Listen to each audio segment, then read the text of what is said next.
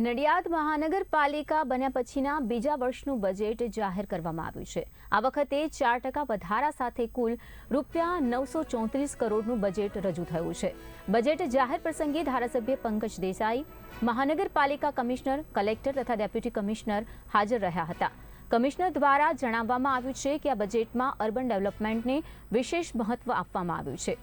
Road રસ્તાઓને iconic બનાવવા, તળાવોના રિબ્યુટિફિકેશન, આંતરમાળખાકીય સુવિધાઓ, સેનિટેશન, શિક્ષણ, આરોગ્ય, સ્વચ્છતા, ઇલેક્ટ્રિસિટી, હેરિટેજ અને પર્યાવરણ જેવા મુદ્દાઓને આવરી લેવામાં આવ્યા છે।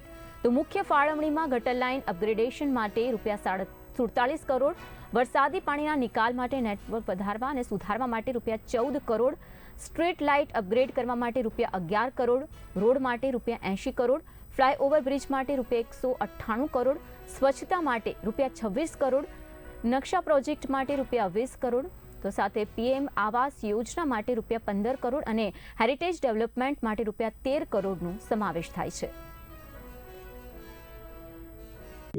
બજેટ ખૂબ સુંદર છે। મેં બજેટની વિગતવાર ચર્ચા કરી છે।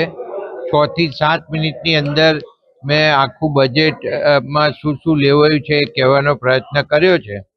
પણ ખાસ તો પ્રજાને મારે એ કહેવાનું કે આજે જે બજેટ રજૂ થયું એમાં નવા કોઈ ટેક્સનો ઉમેરો કરવામાં આવ્યો નથી અને આપણા નાણામંત્રી શ્રી અને શહેરી વિકાસ મંત્રી શ્રી કનુભાઈએ જે જાહેરાત કરી હતી કે 2 વર્ષ સુધી કોઈ પણ જાતનો ટેક્સ વધારવામાં આવશે નહીં, એ મુજબ આજે કોઈ ટેક્સનો વધારો કરવામાં આવ્યો